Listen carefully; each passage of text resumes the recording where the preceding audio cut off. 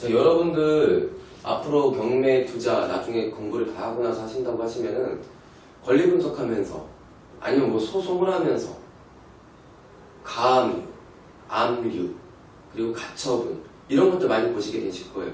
근데 그게 뭔지도 모르고 막 공부하면 안 돼요. 뭔지도 모르고 결과적으로 그냥 내가 가압류, 압류, 가처분 이런 거야 라고 외우고 있으면은 글쎄요, 깊이 있게 들어가기 힘들어요. 그래서 기본을 잘 잡자고요. 가압류, 압류, 가처분이 뭔지에 대해서 알고 우리가 앞으로 가압류, 압류, 가처분이 나왔을 때 그에 대한 공부를 하자고요. 오케이? 자, 가압류, 압류, 그리고 가처분. 앞으로 경매 투자하시면서 많이 보시게 될 단어들입니다. 이 세 가지는요, 하나의 공통점이 있다? 바로 전부 다 상대방, 채무자라고 얘기할게요. 채무자 상대방의 자산을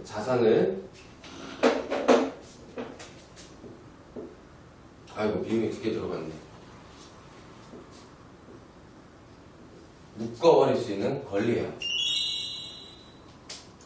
채무자 상대방의 자산을 묶어버릴 수 있는 권리예요. 가압류와 압류와 가처분은. 자, 그럼 언제 어떻게 이 권리들이 행사되는지 한번 볼게요.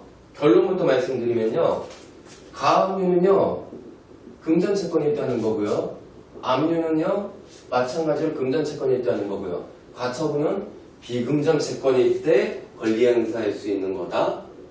자, 예를 들어볼게요.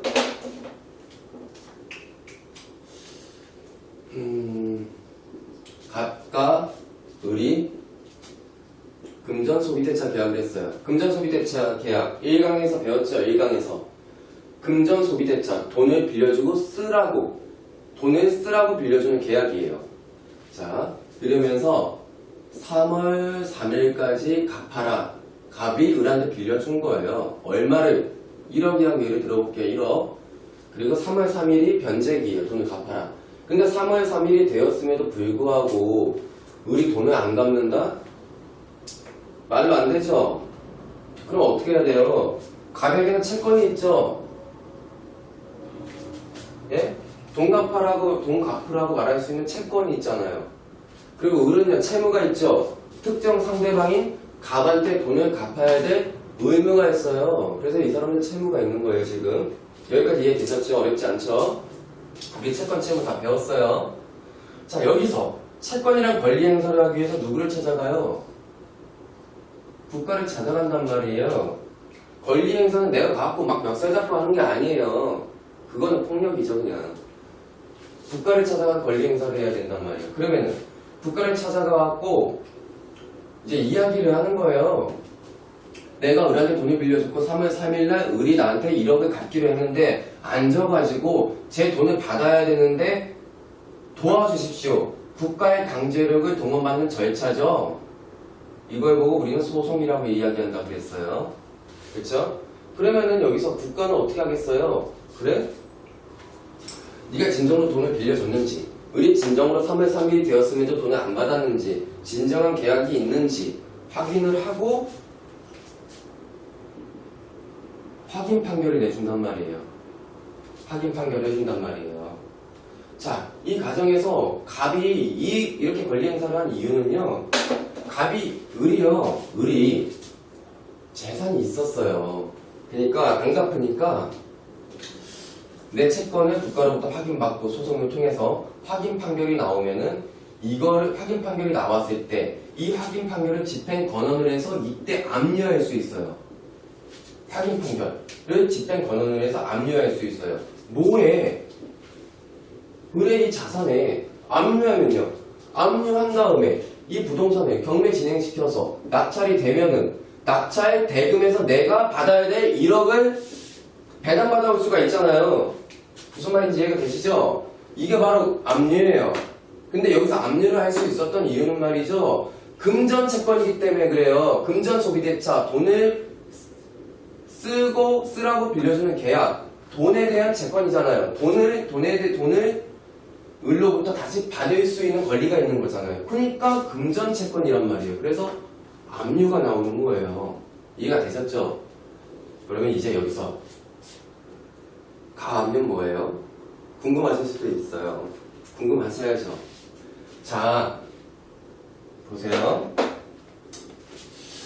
갑이 채권을 가지고 국가를 찾아가고 소송을 하는데 이 소송이란 기간이 짧으면 뭐 한 4개월, 길면 뭐 6개월까지 걸린단 말이에요. 그쵸? 근데 이 기간 동안 을이 똑똑해서 이 직원 뺏기기 싫은 거예요. 내가 부인이랑 같이 살고 있는 의식주의 하나를 해결할 수 있는 주거 공간이란 말이에요. 그러니까 내가 지금 부당하게 돈을 못 갖고는 있지만 그래도 내 가족을 먹여 살려야 되고 내 가족이 잘 자리는 있어야 되고 우리 아이가 학교를 가기 위해서는 여기서 자야 되고 내 가정을 위해서 지키고 싶었던 거예요. 그래서 우리 꾀를 쓴 거죠. 바로 을은요 이 소송을 하는 기간에 예를 들어서 병한테 얼른 팔아버린 거예요. 잠시. 그리고 어디 뭐 월세방 들어가 있을 수도 있잖아요. 그리고 자 이렇게 돼버리면 어떤 결과가 발생을 하는지 알아요? 나중에 확인 판결을 받잖아요, 갑이. 그러니까 압류를 하려고 했을 때 봐봐, 이게 을의 자산이 아니죠? 누구의 자산이에요, 지금? 병의 자산이 되어 있는 거잖아요. 근데 보세요. 갑은요, 물건이 아니고 채권을 갖고 있는 거예요. 만약에 이게 물건이었으면 물건을 지배할 수 있는 권리이기 때문에 소유권이 이전되었어도 이 물건에 압류할 수가 있다? 그러니까 채권은 특정 상대방에 대한 권리란 말이에요. 근데 특정 상대방이 병한테 팔아버렸어요. 근데 갑은 병과 이해관계가 없잖아요. 갑이 권리를 주장할 수 있는 채권의 대상은 을밖에 안 되는 거예요. 그러니까 병한테 이전된 이 주택에 압류를 못한다고요. 채권의 한계예요, 이게. 그래서 가압류가 있는 거예요. 소송 신청을 하고요. 이때 가압류도 미리 해버리는 거예요. 그러면 소송을 하는 중간에 가압류 되어 있죠. 그렇죠? 1억 원 채권에 대해서 이해되셨어요? 그러면은 을이 병한테 팔려고 해도 병이 살까요? 소유권 이전 등기할 때 이 가압류 그대로 따라온다? 이해되셨어요? 미리 압류를 해놓은 거예요. 이렇게 됐을 때는 갑이 이 채권을 가지고 소송해서 확인 판결 받았을 때 본압류가 되어버리는 거예요. 해놨던 가압류가. 해놓았던 가압류가 본압류가 돼서 또 경매에 낙찰 내 배당금 가져올 수 있어요. 병의 자산이라도. 이렇게 주어진 게 가압류예요. 이렇게 사용할 수 있게 해준 게. 어렵지 않죠? 전부 다 이해되셨나요? 뭐 추가 설명할 게 있을까? 여기서? 네. 여기서 병이 불쌍하지 않냐고요? 만약에 병이 가압류가 있음에도 샀다? 실수로? 이때 선의의 제3자한테 좀 보호해야 되지 않냐고요? 아니요. 선의의 제3자를 보호하기 위해서 가압류를 미리 해놓은 거예요. 취지가 그렇게 해석이 된다고요. 그렇기 때문에 병이 보호되지 않고 가압류를 미리 해놨으면은 소유권이 바뀌어도 채권이라 할지라도 본압류를 해버릴 수가 있다. 가압류는 그런 존재다. 그래서 상대방의 자산을 미리 묶어버리는 거다. 가압류. 압류는 설명드렸고. 이해되셨어요? 자, 그러면 이제 가처분은 뭘까요?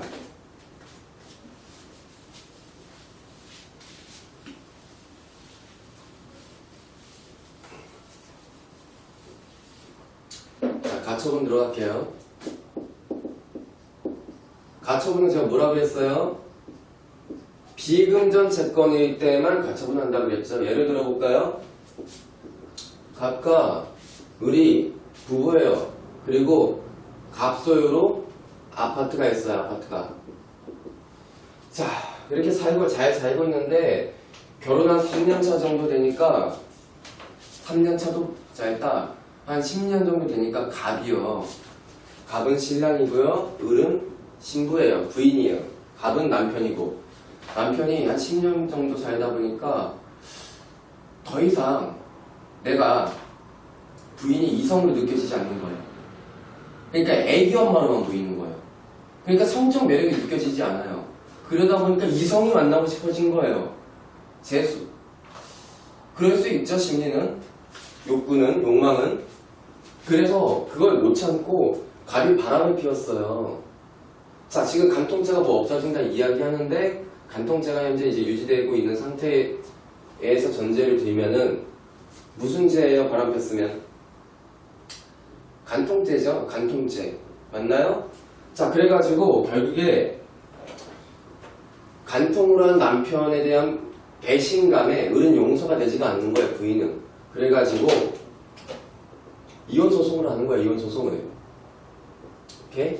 이혼 소송을 할 때 갑은 지금 잘못한 사람이잖아요. 그렇죠? 간통한 죄인이에요. 을은 죄인이 아니죠. 자, 여기서 을한테 어떤 권리가 생길 수 있을까요? 이혼 소송을 할 때 어떤 채권이 생길 수가 있을까요? 뭐 곧 이혼하실 분들은 잘 들어놓으면 좋을지도 모르겠네요. 자, 어떤 권리가 생길 수 있을까요? 첫 번째,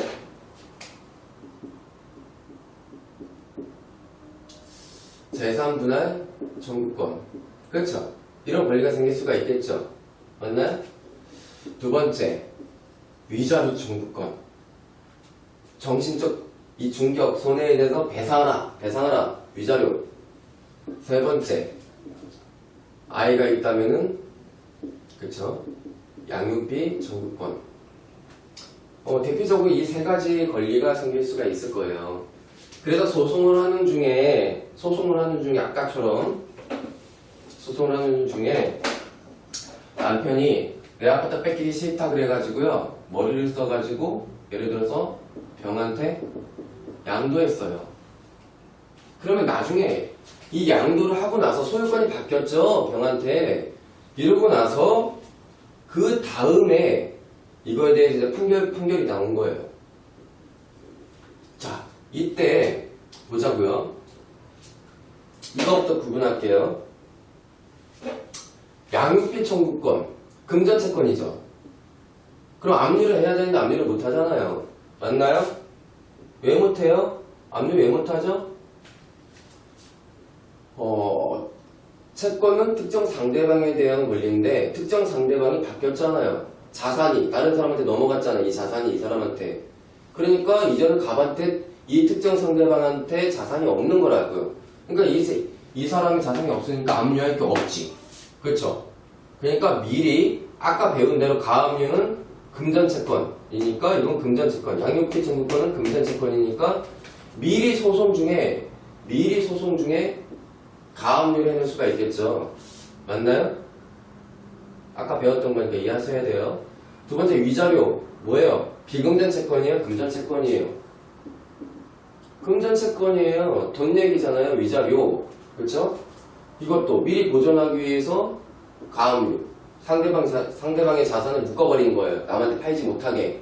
팔더라도 내가 권리 행사할 수 있게, 나중에 압류할 수 있게. 오케이? 자, 재산분할 청구권. 금전채권이에요? 비금전채권이에요?